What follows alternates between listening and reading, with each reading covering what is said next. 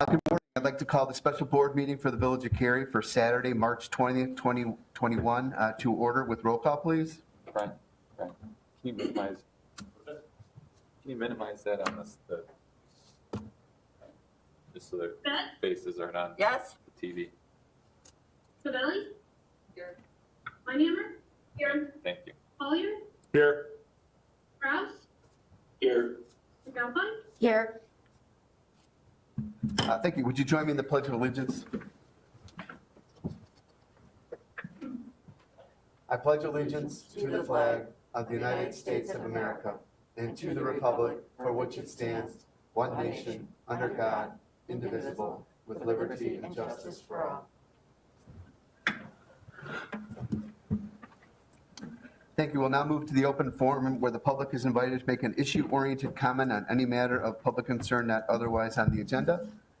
We have a couple people here. Is there any questions or comments for the board? Well, first of all, I want to apologize for the late start. We were experiencing some technical difficulties. We've made some necessary adjustments. So in the event that people that are watching it that can't see the screen, they can go to our village website under agendas and pull up today's agenda, and the presentation will be there and you can follow along. Apologize for the inconvenience. I just wanted to give a COVID-19 update. Through our workings with Metropolitan Mayor's Caucus, we've worked with the governor's office to what they're now calling the bridging. And what that means is between the next 10 to 12 days, which is now probably 9 to 11 days, we will continue in phase 4, and then we will move to what we were referring to before as 4.5, but now the governor's office is calling it bridging. And then for the 28 days following the, well, now 9 to 11 days, we will go into phase 5. Phase 5 is everything is open. The bridging, they've increased some of the capacities and relaxed some of the rules for this, so that you will notice a little bit of difference. But all in all, in the next 35, 40 days, we'll be in phase 5, but until the CDC recommends that we do not wear masks anymore, the state will mandate that people wear masks in public. So I just wanted to give that heads up on there too. And also, I had the Mayor's Roundtable this week. It was nice to see people again in person, and I just wanted to thank staff for putting together a great presentation. Really makes a big difference. Brian does an outstanding job with it, so thank you. Yeah, it was great. But, very well received. Yeah, it was very well received. A lot of good things are coming out of this building. So with the COVID information too, Mayor, just following up on that, we did add all that information to our website, Facebook, Cary News Weekly. So if anyone is interested in seeing the details of it, the governor's press release, the background information from the state, that's all available on our website and is accessible to the public. And a quick shout out, thank you to the Chamber of Commerce for hosting that. yeah. So.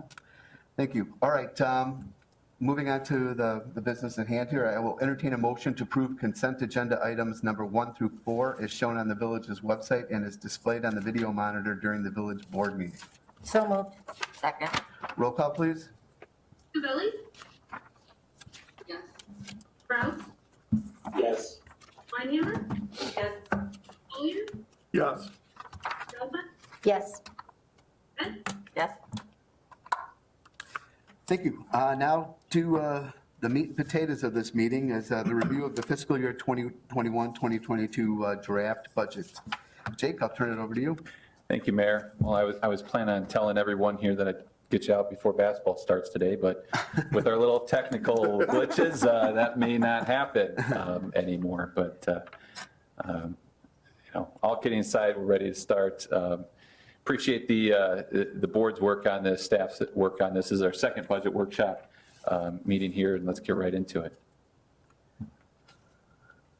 Our agenda today, the primary focus of what we'll be talking about today is the general fund. We'll review how we plan to finish this current fiscal year from a general fund perspective, and then obviously talk about next year expenditures and revenues within the general fund, but then take a holistic look and look at all 11 funds within the village. Our budget schedule, just reminding everyone here from the board board's perspective and then the public, if the public's not aware, this is our second budget workshop meeting, as I mentioned. Our first budget workshop meeting, we had a great budget workshop meeting on January 23rd. That was the review of our capital improvement program. So each year we review the 5-year capital improvement program. If you didn't see that, you weren't here for the meeting, or if you didn't see the tape, that is available on our website for viewing. Again, we're at the second budget workshop meeting. The final budget consideration, then, what we have tentatively planned to review that with the village board, is the first meeting in April.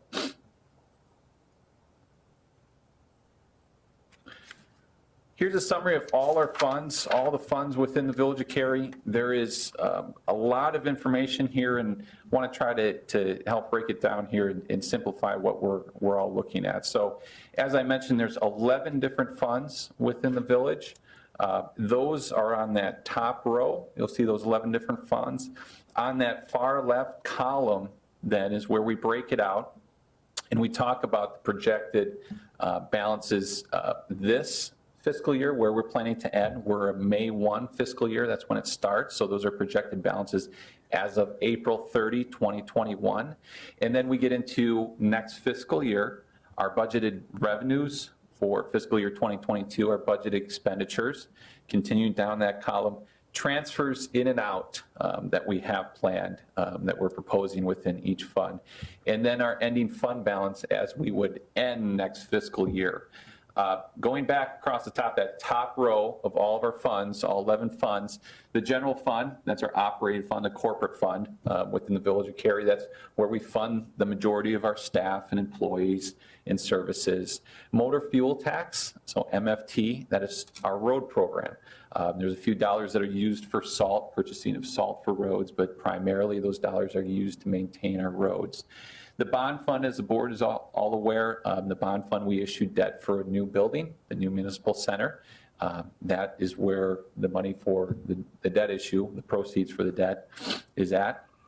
Our capital projects fund, so any capital projects within the village, internal IT, capital work, those are all under capital projects.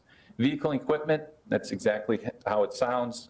Vehicle and equipment, that does not include water and sand vehicle and equipment. That's all through the water and sanitation fund. TIFs, we have 2 TIF districts, tax increment financing districts within the village.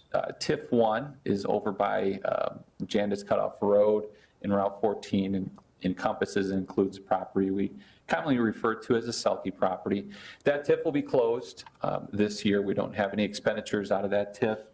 We're just collecting the increment. TIF 2 generally is the downtown area on the north side of Route 14.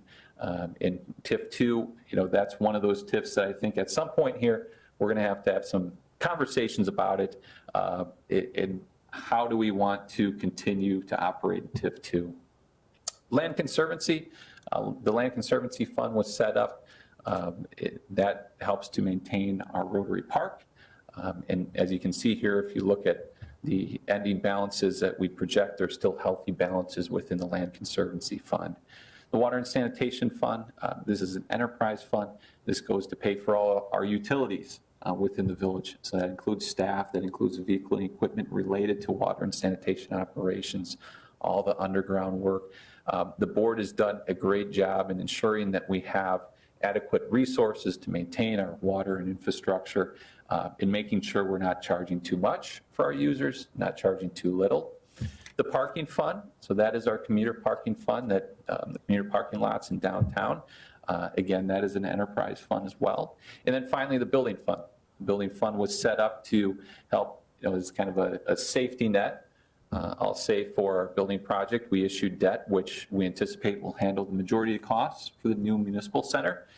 If there are any extras, those will be funded out of the building fund. We anticipate, too, having reserves that we'll be able to use once that project is complete, and we've already started talking about that in funding the downtown projects, the former depot site and some other improvements in the downtown, with the balances from the building fund. So that's an overview, a summary of all the funds. I encourage everyone, whether at home or here, take a look at it. If you have any questions, please let me know. We'll follow back up on this later in the presentation if there's anything that you had questions on. So our preliminary results for this current fiscal year, so the fiscal year that we're in right now, that will be ending on April 30. We have projected revenues of $8.9 million, and then projected expenditures. I'm sorry, I've got a green blob on my screen. Projected expenditures of $8.4 million, which provides us with that surplus for this year. We're very happy to be able to report that. If you recall, when Mike and myself, when we talked to the board plus or minus a year ago, I think that we were looking at, we could be seeing a deficit of up to $1 million, not knowing how the pandemic and COVID was going to impact us. That was unsettling. We had to tighten the belt up, and I give our department directors a lot of credit for that. We did a lot of work internally to control expenditures. That difference, though, is purely made up from the CARES Act money that we received. That's why we're seeing, the difference between the expenditures and the revenues. The CARES Act money then has increased our unassigned fund balance. Unassigned fund balance is 57% what we're projecting to finish this fiscal year. We have a fund balance policy of trying to maintain 45%. So that increase is solely due to the CARES Act funds. We will be spending that, so I don't want folks to get too excited about that number. We will be spending that down, and then the following fiscal year will be much closer to that 45% fund balance policy. Again, as with water and sewer, our general fund, we don't want to have too much. We don't want to have too little. But certainly the COVID pandemic has validated why local governments need to have reserves. We were looking, as I said before, at a significant deficit, and we were able to come out ahead in this case, which is good.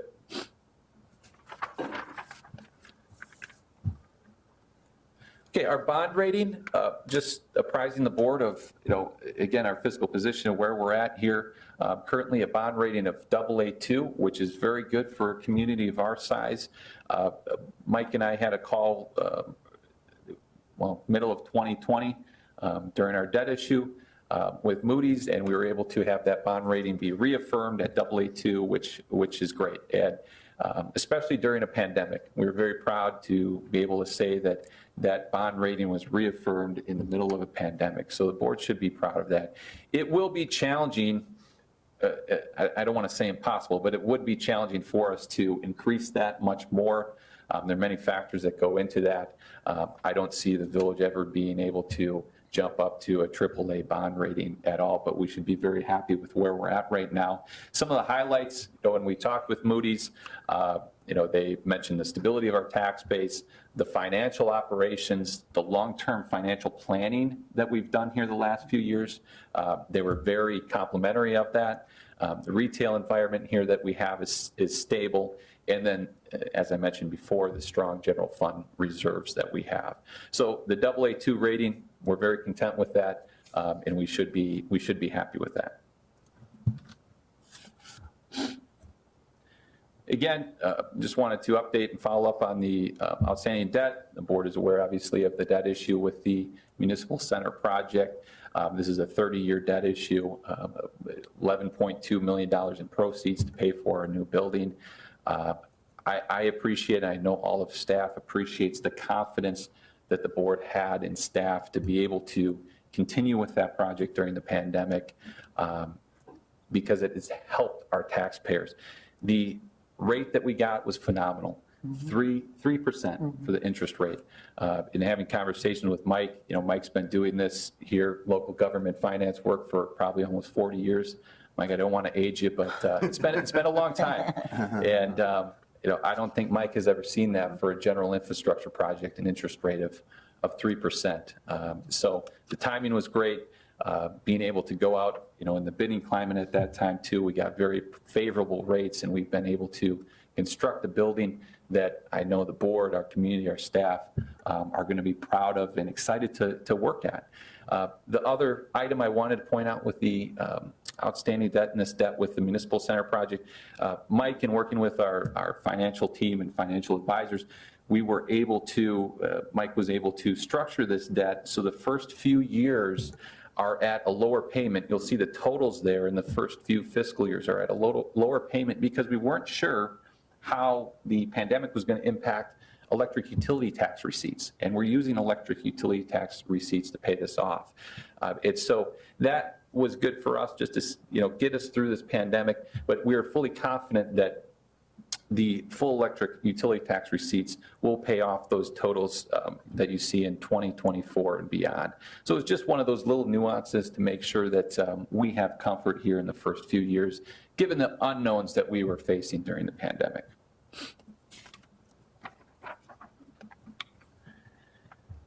Additional outstanding debt, and we talked about this at previous budget meetings, but just to apprise the board, or if there's new individuals that are watching at home, we've got a project that we completed recently that was a phosphorus limit project, and that was through the IEPA. That interest rate is at a much lower rate, but that's because it's through the IEPA, and they offer a low interest loan. But again, that number is very favorable too at 1.5%. And then we've got another debt issue that will be paid off soon here for a previous plan expansion. You can see that we're planning to pay that off in approximately fiscal year 2024.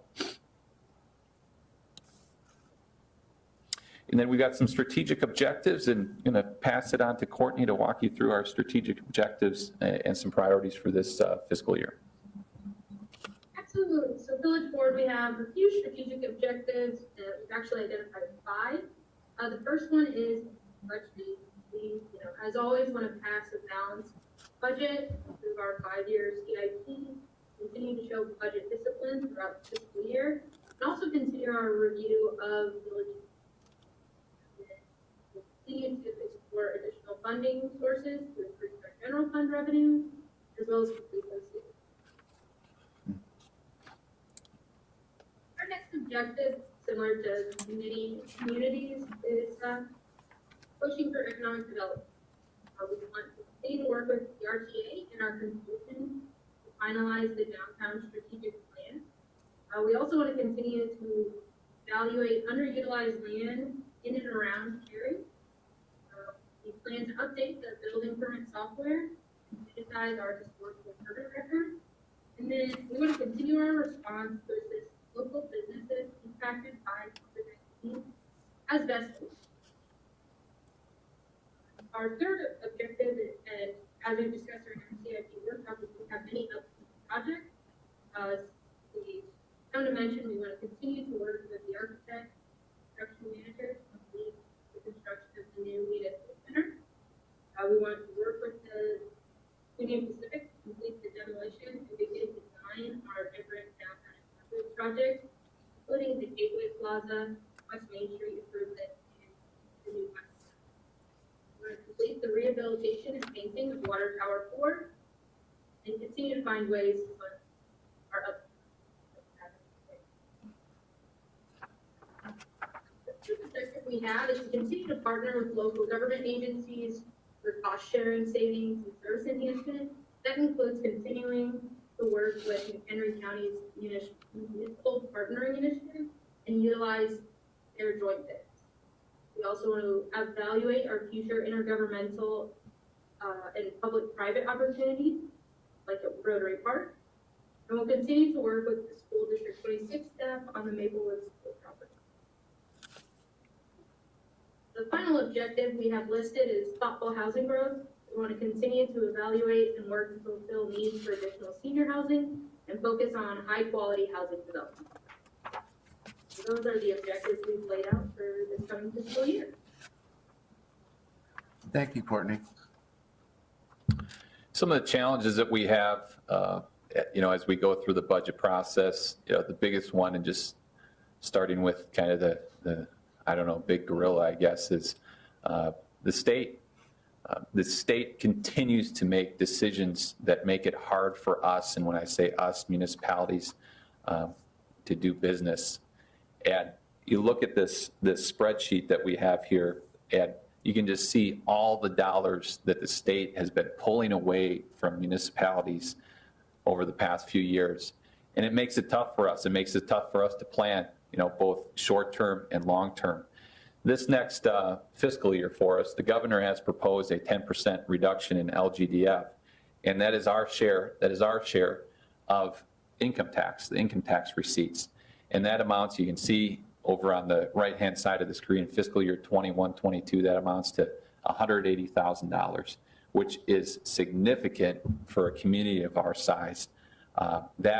To put it into perspective, that's 2 positions that we would be able to fund. It makes us hard to make decisions.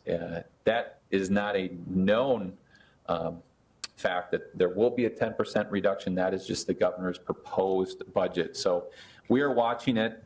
IML, Illinois Municipal League, other entities here. I know the mayor's involved with the Metro Mayor's Caucus. The mayor's involved with McCog, McHenry County Council of Governments. And there's a lot of people behind us that are pushing to ensure that the governor will not cut LGDF. This is a very significant issue for the Village of Cary and all municipalities throughout the state. Dave, Yes. is 2017, 2018, should that be 170,000? Or is that 190? No, you're correct. Yeah, how it's written there, that should be 170. Thank you. Can I just throw in just a comment about LGDF? Absolutely. Through the Metropolitan Mayor's Caucus, we are really, this is not only hitting the Village of Cary, but all the other municipalities throughout the state of Illinois. And these are devastating figures to look at for our budgets. And we've taken it to, we've been doing this for how many years. They keep threatening to take this away, and every year it kind of comes and goes, but they're very serious about it now, to the point where we are going to be engaging the residents and businesses regarding this, because it's that important that we have hired a public relations firm to help us get this message out, to help our legislators make an informed decision on the value of these funds that come to us. Most people don't realize that when they pay their state income taxes, the state pledged 40-some years ago that a percentage of those taxes that you pay to the state will come back to the individual community that you live in. And these are the local people's tax dollars. These are to enhance the communities that they live in. So we are finally going to take a very strong stance on this to really encourage the governor to take a serious look at what he's going to be doing to each and every one of the communities. So, this is something that we're taking very seriously. And as Jake says, this, to a community our size, this is a significant amount of money, and we have to look at these things very seriously. So I just wanted to let you know what we're doing, and you will start seeing things on TV, flyers coming out, ads in papers, letting people know this, because a lot of people don't understand how municipalities are funded, and this is a big deal for us. There was at one time when they wanted to eliminate it at all. They wanted to take it all away, which would be almost $2 million to the Village of Cary. That would be stifling. So just wanted to let you know about that. May I comment? Sure. Hi, I have a quick question. Did you say we hired a public relations consultant? Through Metropolitan Mayor's Caucus. It's to the 275 communities that are doing this. Okay, thank you.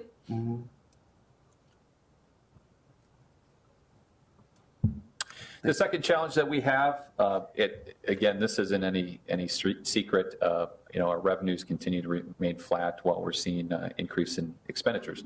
The big three is I like to refer to them as our income tax, which we talked about here recently. And the mayor had mentioned the value of that, our sales tax, and then our property tax. Those are the big three revenue sources that we have, and we'll go over a graph here that shows that those are relatively flat, and they've remained flat the last few years. Personnel costs continue to increase. Again, that is not a surprise. We have numerous contractual arrangements with staff, and personnel costs go up, both salaries, but then also to the benefits, the health insurance, the pensions. And so when you add those two together, it creates a challenging picture for us. Our CIP. So we talked about this, and again, if folks want to go back and look at the video, we had a very comprehensive capital improvement program. It's a 5-year capital improvement program. And we do this so that our elected officials and staff, and we can see that big picture, the full picture of what we have planned for 5 years and beyond. But then two, how are we going to pay for it? Do we have enough resources? Do we need to raise revenues in certain areas? So I'm not going to go through everything within this. This is the slide that we've previously talked about, but we have some challenges with capital projects being one of those. The top three are the ones just that I want to highlight.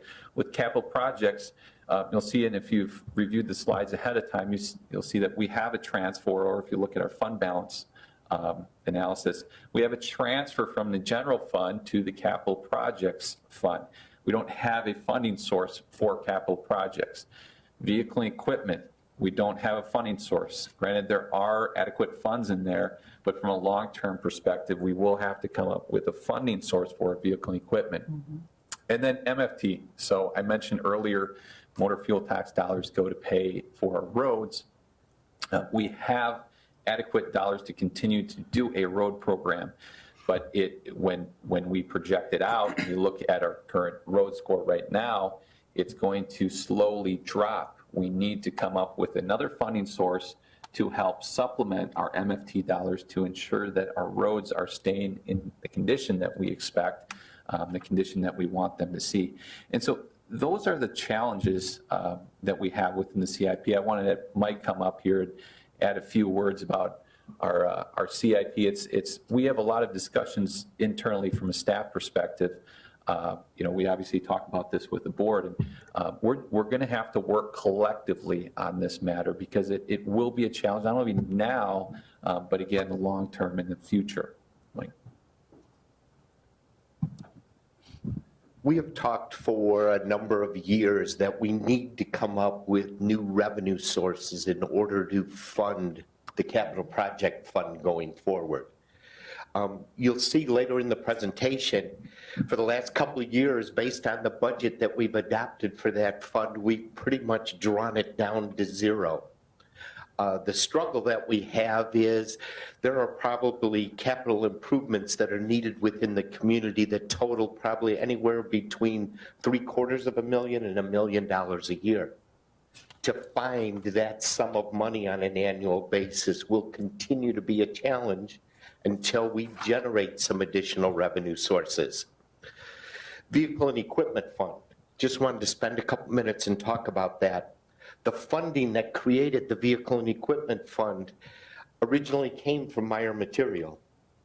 Since Meyer Material has dropped out of the equation, there are no longer annual sums that are funding that Vehicle and Equipment Fund. In order to preserve the balance that we have there, in the last couple of years, we have started leasing vehicles rather than purchasing to provide us with the opportunity to extend that balance as long as possible.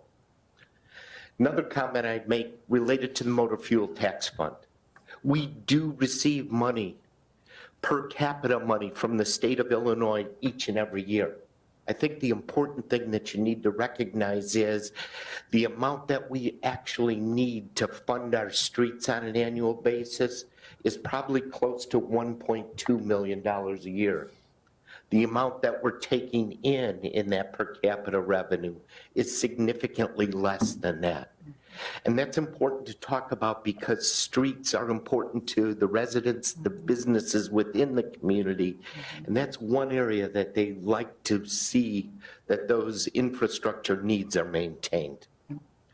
Last comment I'll make is Commuter Parking Lot Fund. Commuter Parking Lot Fund, due to COVID-19, is a challenge currently and will continue to be a challenge until such time as we start seeing cars back in the commuter lot.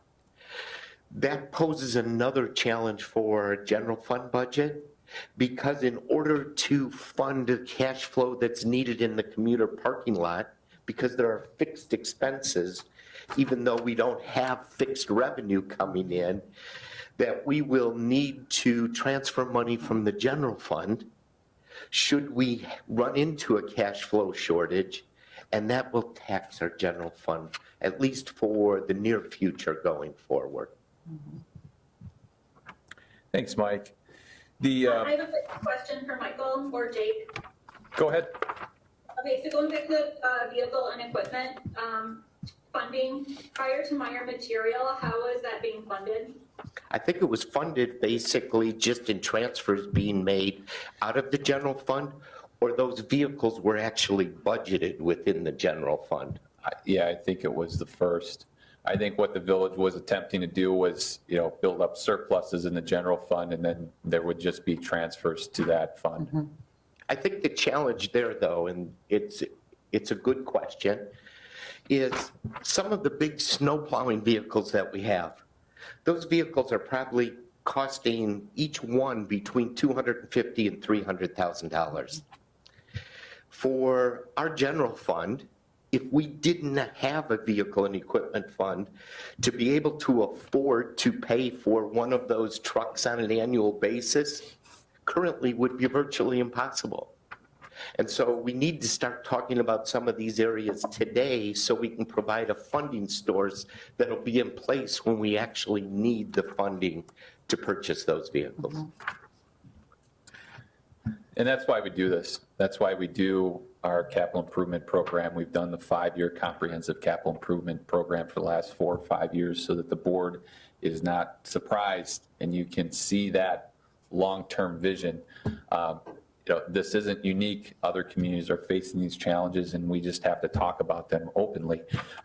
The good news here out of all this is, I'm sure that folks have seen the 1.9 trillion, there's a lot of zeros there, of stimulus plan that that act was recently signed by the president.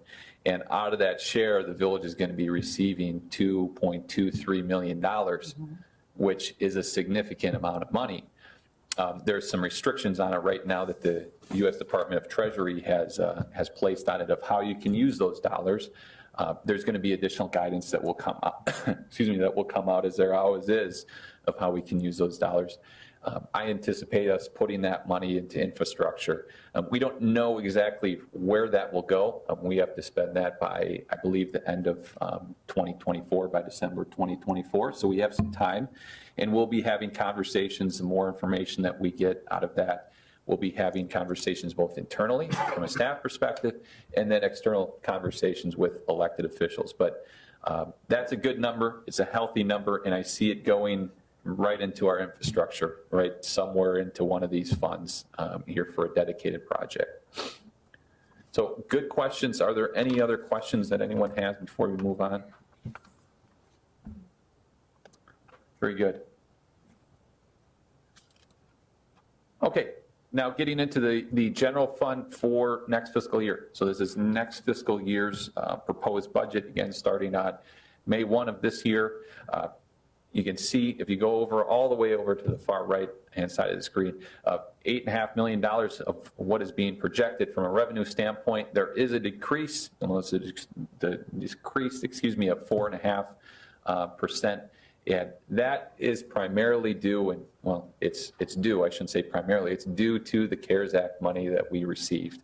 So the projected dollars in that 2020-2021 column, projected dollars of $8.9 million in revenues, that is because of that CARES Act money. If you take everything holistically, you go back to 2017, 2018, and you look at it, there's just kind of a steady climb. The CARES Act funding that we received is throwing the number off slightly. But again, projecting and proposing of revenues of $8.5 million for the general fund for next year.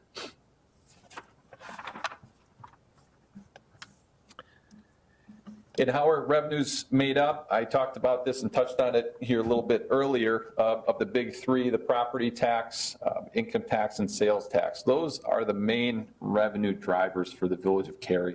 The one that continues to increase, and we get very happy, I guess, when we see these numbers, is the use tax. The state use tax over the last several years has gone up very nicely. Those are internet sales, I think, Mike, too, some out-of-state sales. So again, we get our projections on that from IML, the Illinois Municipal League, and it's been a steady increase. Hopefully that continues. That's certainly helped out our general fund budget. Our revenue sources, again, the big three and how they've been performing. Property tax, I know the board is very passionate here about trying to do our part to control property taxes within our community. Not a surprise, property taxes have been flat. The other few have been flat too. When you look at income tax, I mean, we've had a little vacillation there. There's a little dip in our estimated for next fiscal year, and that's primarily due to the state's poor decision of trying to take away some of our LGDF, our income tax, where that is what you're seeing that dip, and we are budgeting for that to occur. Obviously, if that does not occur, that will be a 180,000 plus or minus kick to our budget, which will be welcome. The sales tax, the third item then, the sales tax that we have, we've got a dip when you look at our projected of how we're going to finish this fiscal year, and then our estimated for next fiscal year, there is a slight decrease, and I guess we can blame that on the COVID-19 pandemic, where we're seeing that increase in the projected number. The increase to certainly will have a business such as Thornton's coming online, which certainly helps that as well. But those are the big three, and those are how they've been performing over the last 5 or so years.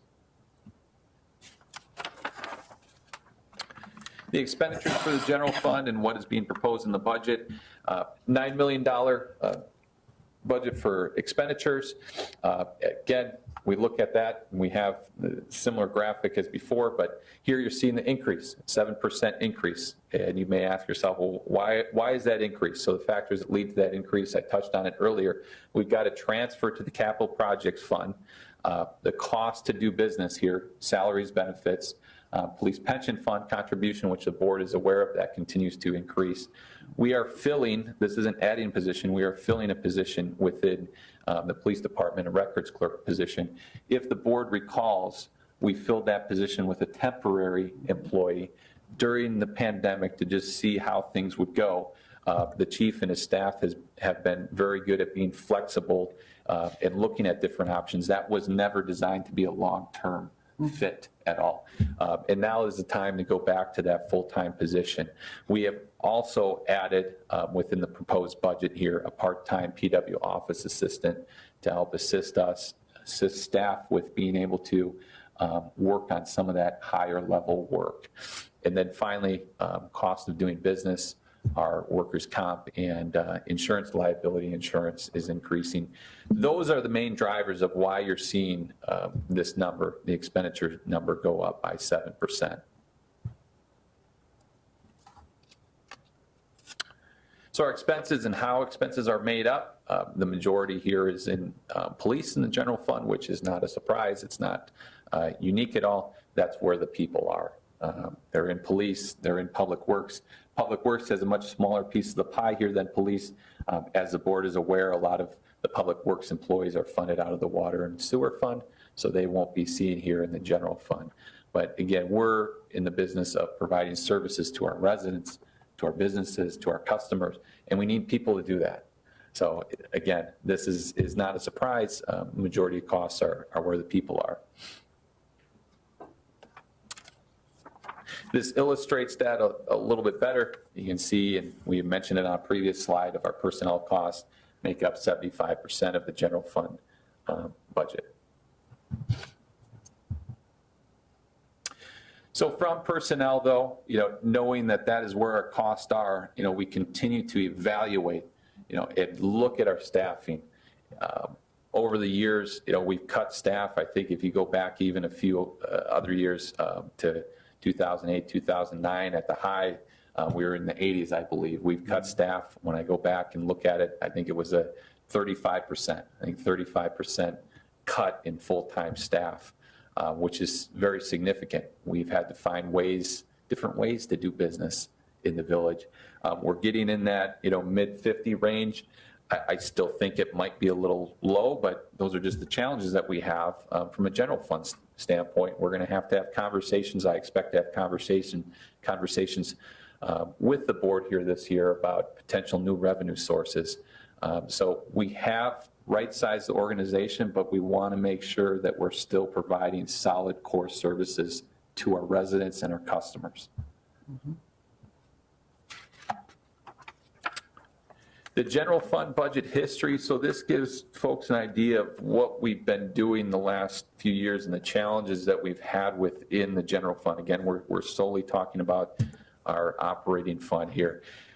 You can see going back all the way to 2017, 2018, so fiscal year 18, the budget has been balanced, but it's been balanced after cuts. I mean, every year, we've had to make cuts, and we're running out of cuts to be made without having impact to our core services.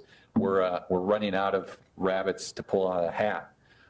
We're getting into now 2021, 2022, and I touched on it earlier. The only reason why we're balanced here is because of that CARES Act money. We talked to the board going back into 2020 that we knew this budget year was going to be challenging, and we anticipated using that CARES Act money. That's what it's there for, to balance the budget. Some of the factors that are stressing it, our police pension fund contributions have gone up, and they're going to continue to go up. Those are just the facts. Municipal services, we have contractual arrangements with our staff. Benefits, health insurance continue to increase. Revenues, the big three, as we talked about, relatively flat. The state decisions, unfortunate decisions that are being made at the level of the governor. And then finally, the transfer that we're seeing from capital projects. Again, if we do transfers in future years, that is going to be a stressor of the general fund.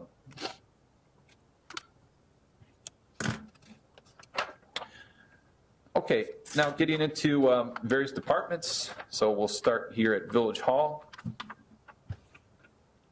And Village Hall, we've lumped in numerous departments just due to the size.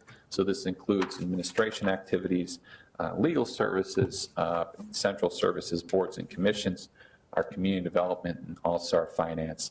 On the left side of your screen, you can see just the last few years, the increases overall in the budget. From the Village Hall standpoint, those various funds that I mentioned, Village Hall encompasses 6 full-time staff. We have 1 part-time staff member that assists us with code enforcement and some miscellaneous inspection work. And then finally, contractual. We try to take advantage of contractual services such as building inspections, IT. Certainly the board is aware of our arrangement with Lauterbach and Amon for financial services. IRMA, attorney is outsourced, obviously, and audit from a financial perspective. So that's an overview of Village Hall. Police.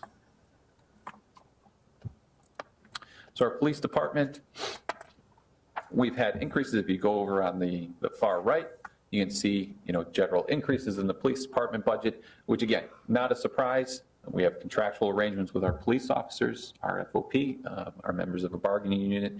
And then 2, the increases that we have seen in the police pension contribution are significant. So the number of actually just going up 3%, I commend the chief. He always works hard to control his budget, does a good job with that. That is a very reasonable number given, the contractual work or contractual agreements that we have, but then also the police pension number that's sitting out there. There's 26 sworn staff members. We've got 4 civilian. If you recall, we will be replacing that temporary individual in the records department with a full-time position. So it's just going back to where we were previously. Again, contractual arrangements, various outsourcing that works well for us that we plan to continue to do.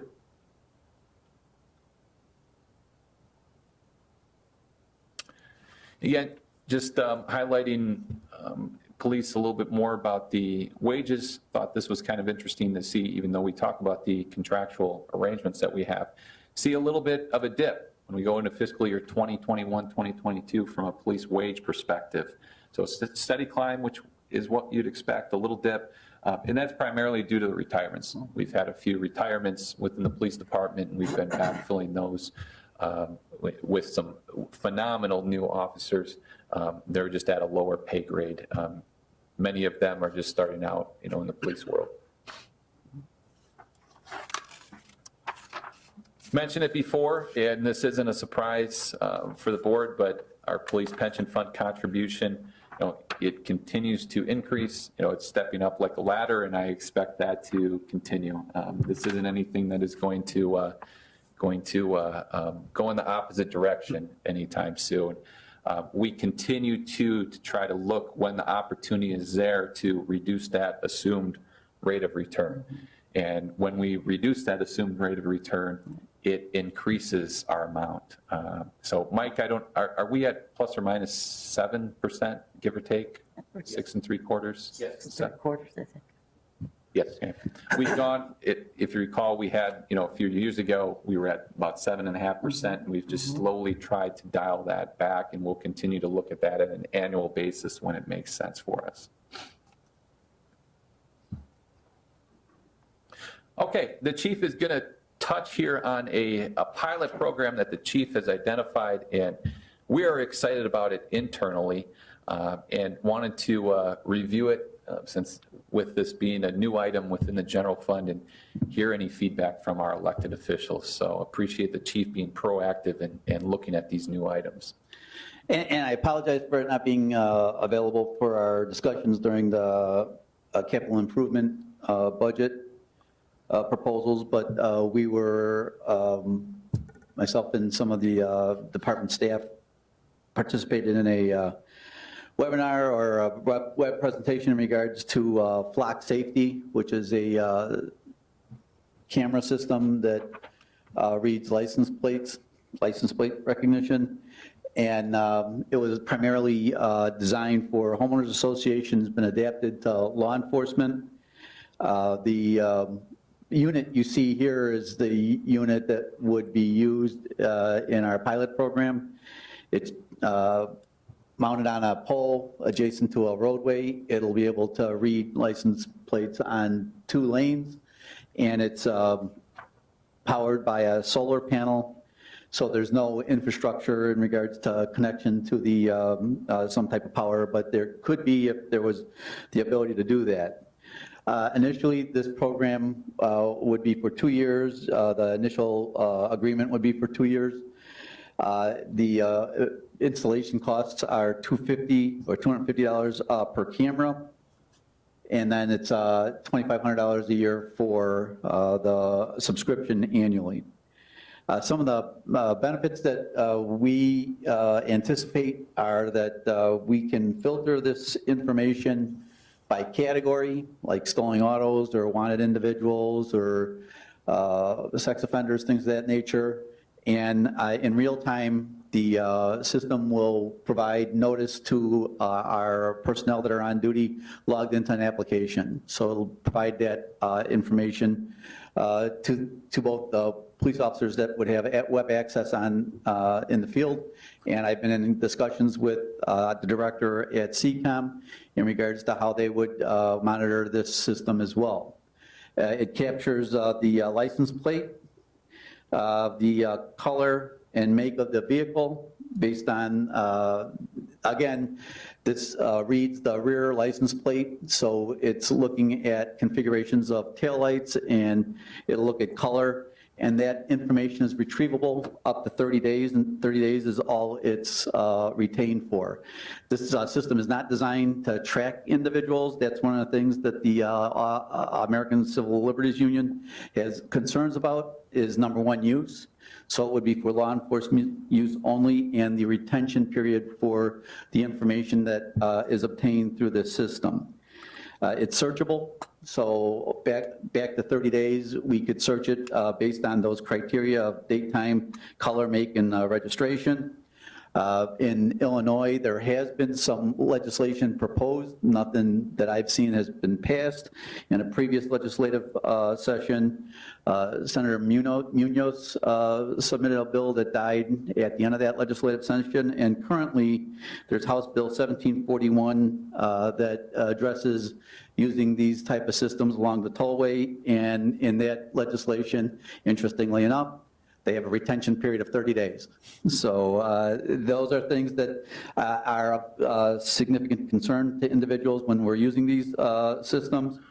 But from my discussions with Chief Crease in the Vernon Hills Police Department, he's instituted them in Vernon Hills, and on March 16th, I would direct your attention to their village board meeting at the 6-minute and 30-second mark.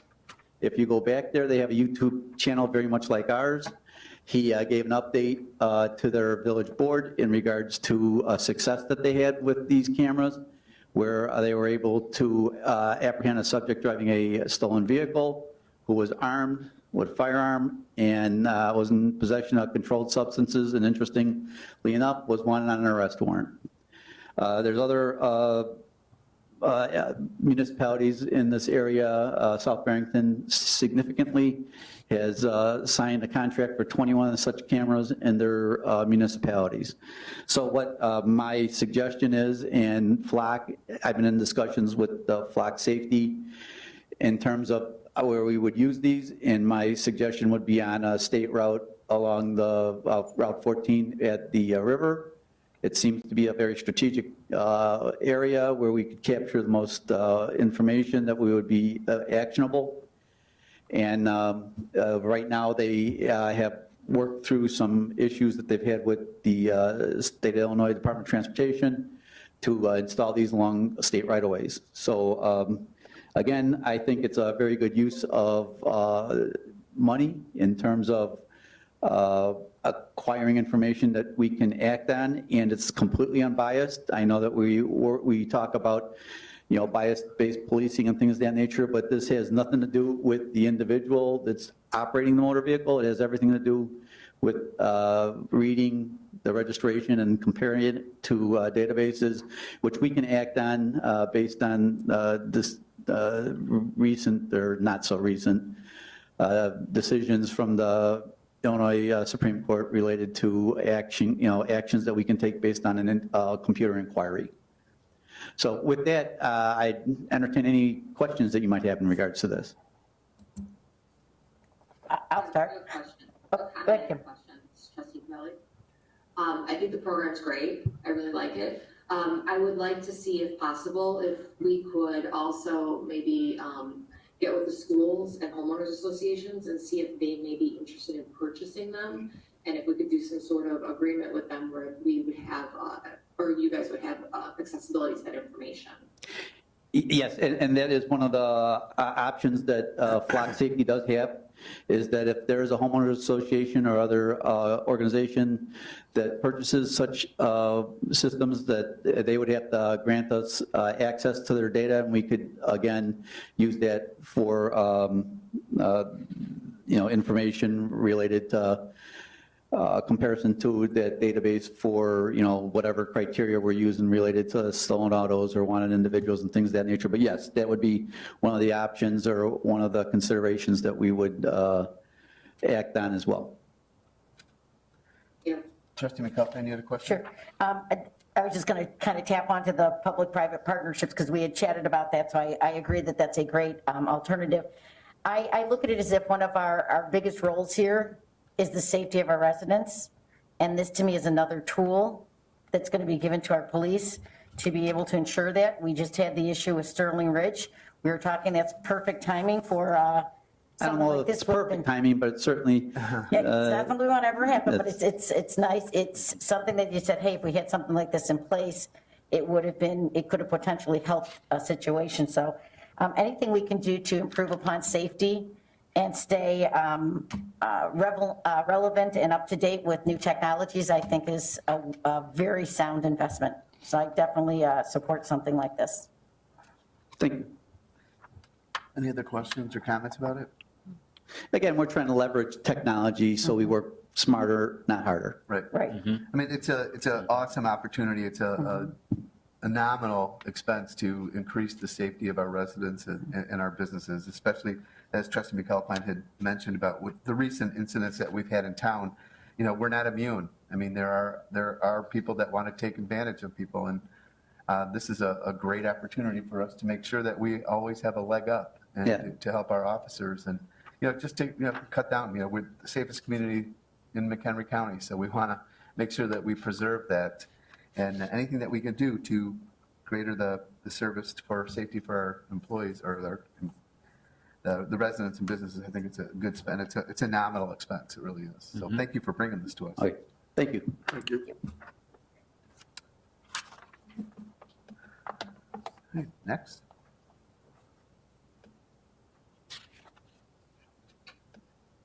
All right, so we'll go ahead and move on to the Public Works Fund. So the Public Works personnel, we have 3 full-time salaried staff, 9 full-time hourly staff, and then this year we are proposing the part-time office assistant. This was requested last year as well, however, due to the pandemic, hiring for this position was postponed. So we are proposing the position again. And then another key change we have here is the seasonal hourly staff. Similar to last year, or previous years, we are proposing 2 summer workers. However, we are also proposing 3 new snow plowing operators. This would replace our contractual plowing services that we've used in the past. These 3 positions would be paid for 25% by the general fund and 75% by the parking fund. You can see we've listed a few of our contractual services besides our NPI joint bids. So parkway tree planting, refuse and recycling collection, and our on-call engineers, just saying a few. As I mentioned, we are still a member of the McHenry County Municipal Partnering, and we continue to utilize many of their joint bids. Most recently, as the group has grown, there was a shared service coordinator position created at McHenry County that's going to help increase the local government efficiency and assist in coordinating our efforts. This year alone, the Village of Cary actually led 3 of the joint bids that included sidewalk and curb replacement, landscape maintenance, and our janitorial services. This slide highlights how the Public Works Fund has developed over time. This year, we have a little over 5% increase, similar to other departments. Rising personnel and benefits account for the majority of our increase. The black line here represents the Consumer Price Index, which reflects how the cost of commodities and services have risen over time in the Chicago area. Here is just a breakdown by account type. So you'll note that there is an increase in our seasonal labor, which is for the plow operators. And then you'll see a decrease in our services, and that's where the contractual plowing was being paid for. The other increase is in the repairs and maintenance. We are proposing an increase in storm and sewer, our storm and sewer repairs line item. This would be a one-time increase for contractor assistance to assist with the backlog of repairs that are needed on some of our storm sewer manholes and inlets. We've identified roughly 65 catch basins inlets that would require some form of repair, and some of those just based on the need for traffic control or the level, the degree of repair that's needed would require contractor assistance. Any questions about the Public Works Fund?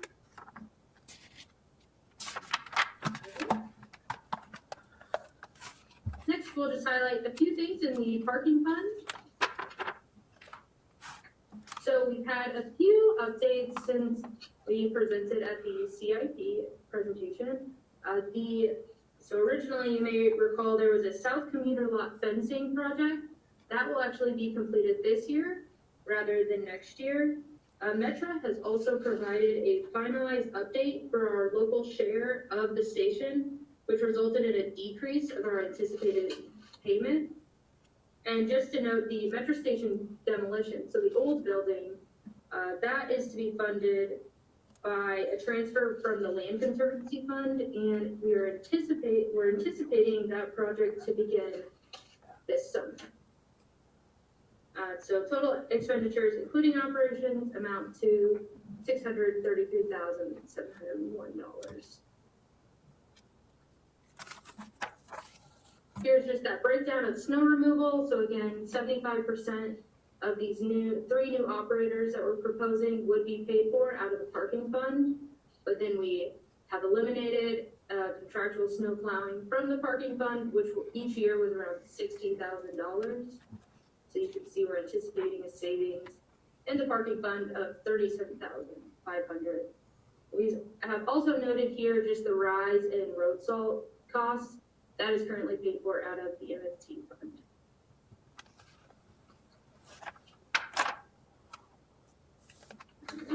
Next, we have the Water and Sanitation Fund.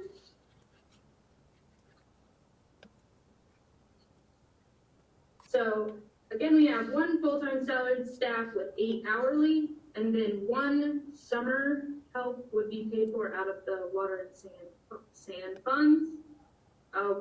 We have projected expenditures of about $6.5 million. Here is just a breakdown of the water fund. We're anticipating proposing a 10.7% increase. This is due to a significant increase in our water testing in case of required testing by the IEPA for any future drinking water standards.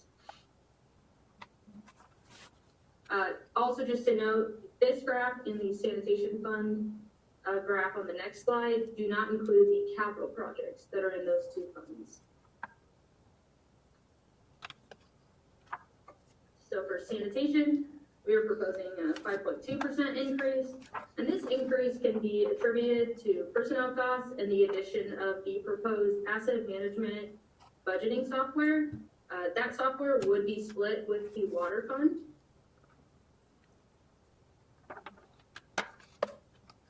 And here we have just a few of the fund highlights, and this includes those capital expenditures I was talking about. So just to highlight a few, we have the Water Tower 4 rehabilitation and painting. We have that budget planning software. And then we also have 2 equipment purchases, a skid steer and a trailer mounted pump, which would be paid for out of the sanitation fund.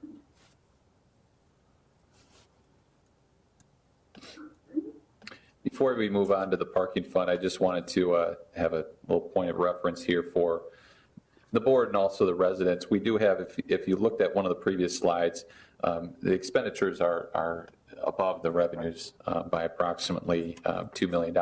That is by design. If the board recalls, we did a water and sewer rate study a few years ago. It's a 5-year water and sewer rate study. We are spending down some of the fund balances that we have within the water and sewer fund. So if there were any questions of, well, you're over the expenditures by approximately, the revenues by approximately $2 million, that is planned for. We have planned for that as a part of the water and sewer fund operations.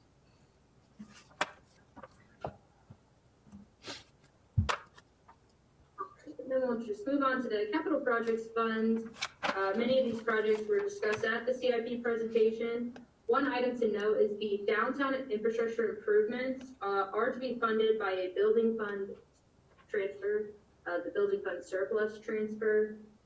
This line item does include the ITEP downtown bikeway phase 1 improvements, the phase 2 design for West Main Street at Spring Street intersection as well.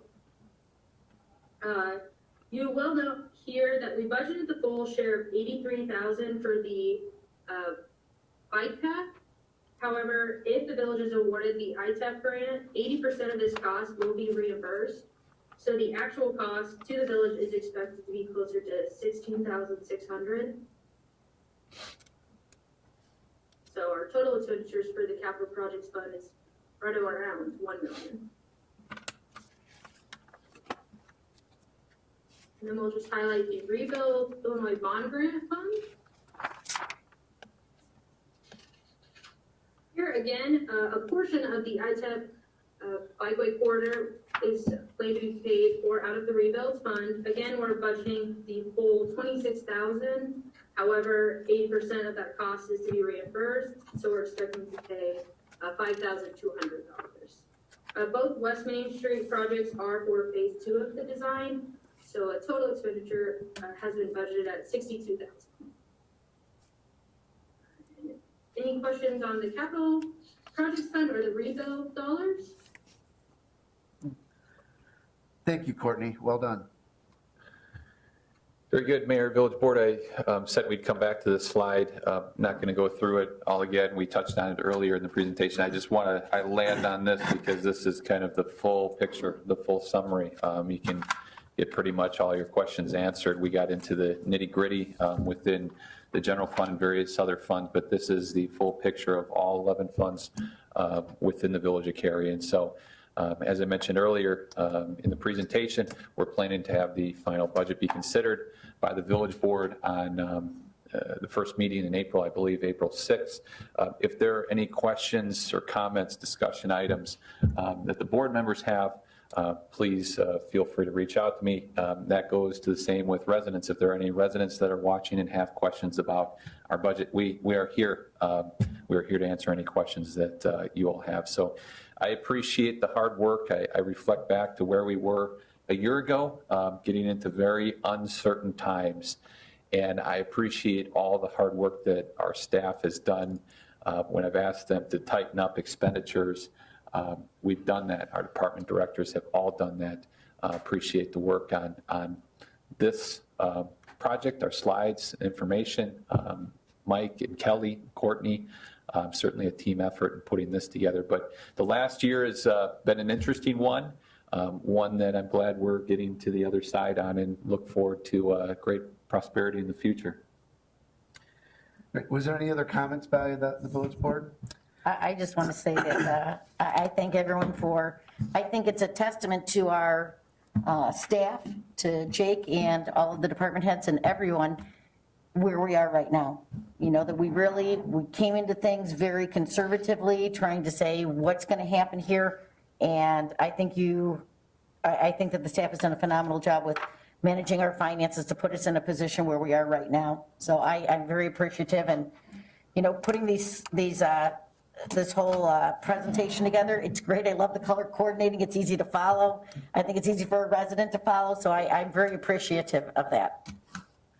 Yeah, I'll jump on too. I'll echo that. It's been a interesting year, and our department heads, through the leadership of Administrator Reif, he's been able to pull off a lot of good things. And when you look at some of these other things and the grants that we're able to get and the diligence that our staff has looking for these opportunities to make some of these projects actually come to fruition, it's impressive. And I'm proud of what we do here, and it's going to be a good year. The pandemic is going to be behind us this summer. I'm hopeful. I mean, we're looking at these things. Exactly. So as long as we continue the way we do, and then through the state, they're doubling and tripling the amount of vaccines, and that's been the holdup that we've had. So I think once people get comfortable with this, we'll start realizing that people will be coming back, and that. So thank you to the staff, Jake, all the department heads, Chief Eric Morimoto, Courtney, you did a great job. Thank you. Michael Ducharme, great seeing you here. Kelly, all your work, we greatly appreciate it. So without anything else, I will entertain a motion to adjourn. So moved. Second? Roll call, please. Beth, Yes. Collier, Yes. Weinhammer, Yes. Galpine, Yes. Kraus, Yes. Belly. Thank you. We are adjourned. Thanks, everyone.